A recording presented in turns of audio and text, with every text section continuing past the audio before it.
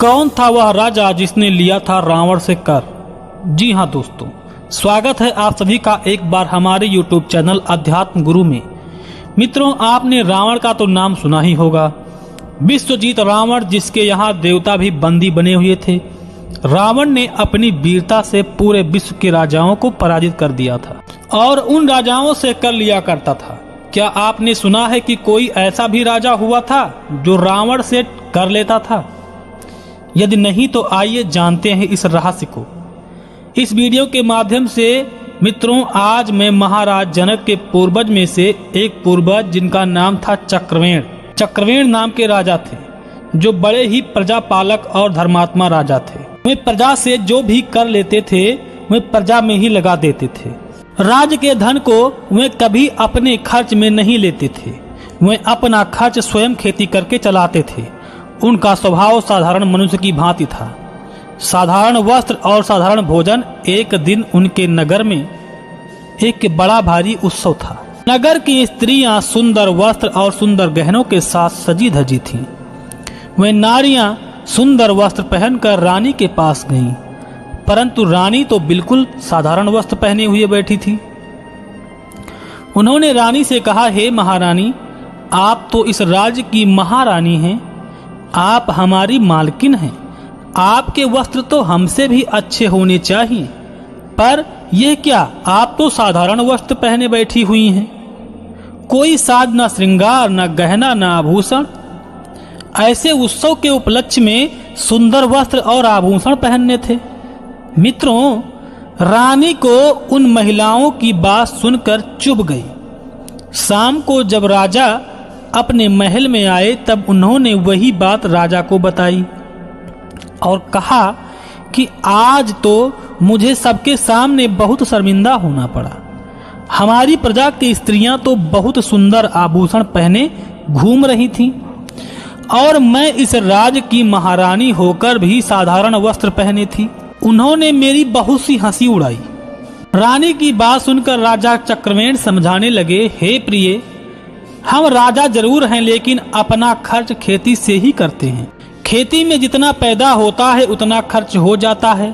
प्रजा का धन हम अपने खर्च में नहीं लेते हैं। तो हे रानी, आप ही बताएं, आपके गहने कैसे बनवाएं?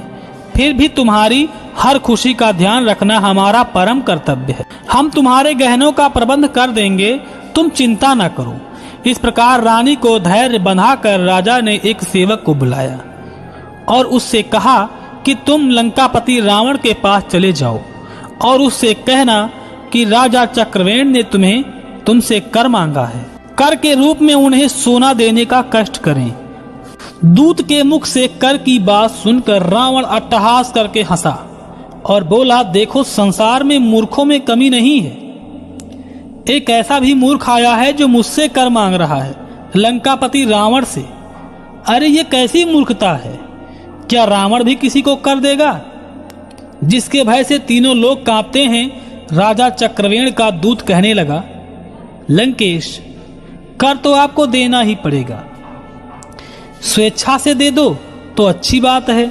सुनते ही रावण का खून खौल उठा और कहने लगा, अरे धूर्त, तेरी ऐसी हिम्मत कैसे पड़ गई मुझसे बात करने की? शायद तू रावण के बारे में नहीं जानता है। कुशल चाहता है तो यहां से चला जा। मित्रों, रात्रि के समय रावण मंदोदरी के महल में पहुंचा और पूरे दिन की घटित सारी घटनाओं के बारे में बताया। कहा कि दुनिया में मूर्खों से पूरी धरती भरी पड़ी है। यहाँ ऐसे ऐसे मूर्ख हैं जो मुझे बताते हुए हंसी भी आ रही है। आज दरबार में एक राजा चक्रवेण का दूत आया था और मुझसे कर के रूप में सोना मांग रहा था। तब मंदोदरी ने कहा, तो आपने कर दिया कि नहीं? रावण ने कहा, शायद आप भी उस दूत की तरह पागल हो क्या? क्या मेरे बारे में तुम भी नहीं जानती हो? मैं रावण हूं, लंकाधिपति रावण, लंकेश रावण हूं। रावण किसी को कर नहीं देता है, बल्कि स्वयं लोग रावण को कर देते हैं। इंद्र मेरे घर में पानी भरता है, पवन झाड़ू लगाते हैं, बैमाता पीसना पीसती हैं। शनिश्चर रावण के यहाँ उल्टा लटका हुआ है और मुझसे कर मांगने की बात करते हो। मंदोदरी बोली, महाराज, आप महाराज चक्रवेण के बारे में नहीं जानते हैं। मैं पतिव्रता हूँ, इसलिए अपने सतीत्व के बल पर उनके बारे में जान चुकी हूँ। तुम्हें राजा चक्रवेण को कर के रूप में जो मांगे वो दे देना चाहिए था। इतना कहकर मंदोदरी रावण को छत पर बुलाकर ले गई। दोस्तों, सुबह का समय था, रात्रि व्यतीत हो चुकी थी। जहां वो रोजाना कबूतरों को दाना डालती थी, वहीं पर रावण को ले गई। उसने कबूतरों को दाना डालकर दाना चुगने के लिए कहा। सारे कबूतर दाना चुगने लगे। तभी मंदोदरी ने उन कबूतरों से कहा कि तुम्हें लंकाधिपति रावण की सौगंध है, यदि एक भी दाना चुंगा तो। रावण की दुहाई देने पर भी कबूतरों ने दाना चुगना बंद नहीं किया। फिर मंदोदरी ने राजा चक्रवेण की दुहाई देते हुए कहा, और जैसे ही राजा चक्रवेण की सौगंध खाई, सारे कबूतर दाना चुगना उसी समय बंद कर दिए। लेकिन एक कबूतरी ने दाना चुगना बंद नहीं किया। उसका वहीं पर सर फट गया, उसकी मृत्यु हो गई। इसका कारण यह था कि वो कबूतरी बहरी थी, इसलिए उसने मंदोदरी की बात नहीं सुना और उसका सर फटने की वजह से उसकी मृत्यु हो गई। मंदोदरी बोली, देख लिया महाराज, आपने अपना प्रभाव और राजा चक्रवेण का प्रभाव। रावण बोला, हे मंदोदरी, तुम मुझे पागल समझ रही हो क्या? या तो तुम्हारे किसी माया का प्रभाव था। मैं नहीं मानूंगा तुम्हारी बातों को। और इतना कहकर रावण चला गया और अपने दरबार में पहुंचा। उसी समय राजा चक्रवेण का दूत फिर वहां आ गया और फिर वह रावण से कहने लगा, अरे लंकेश रावण, क्या तुमने रात में कुछ विचार किया या नहीं? कर तो आपको देना ही पड़ेगा। आप मेरे साथ समुद्र किनारे चलें। लेकिन रावण को कोई डर तो था नहीं। वह निडर होकर समुद्र के किनारे चल दिया। उस दूत ने समुद्र किनारे पहुंचकर लंका की आकृति बना डाली, वो भी बालू की। जो समुद्र किनारे बालू होता है उसी की आकृति बना डाली। लंका में जैसे 4 दरवाजे थे वैसे 4 दरवाजे बना दिया। फिर उसने रावण से पूछा, क्या तुम्हारी लंका ऐसी ही है? रावण ने उत्तर दिया, हाँ, हमारी लंका ऐसी ही है। रावण ने कहा, तुम बड़े कारीगर हो, तुमने तो विश्वकर्मा को भी पीछे छोड़ दिया। वह आदमी बोला, हे दशानन, अब आप ध्यान से देखें। इतना कहकर उसने महाराज चक्रवेण का सौगंध लेते हुए उस बालू के बने हुए एक द्वार को गिरा दिया। इधर बालू से बने हुए लंका का एक हिस्सा बिखरा, उधर असली लंका का एक द्वार बिखर गया। अब वह आदमी बोला कि हे रावण, कर देते हो कि अभी हाथ मारकर तुम्हारी पूरी लंका को तहस नहस कर दूं। यह देखकर रावण वहीं पर सहम गया और डर कर बोला कि आप जो चाहें वो कर ले लीजिए, जितना चाहें उतना सोना ले लीजिए, लेकिन किसी से कहना मत और चले जाओ यहाँ से लेकर।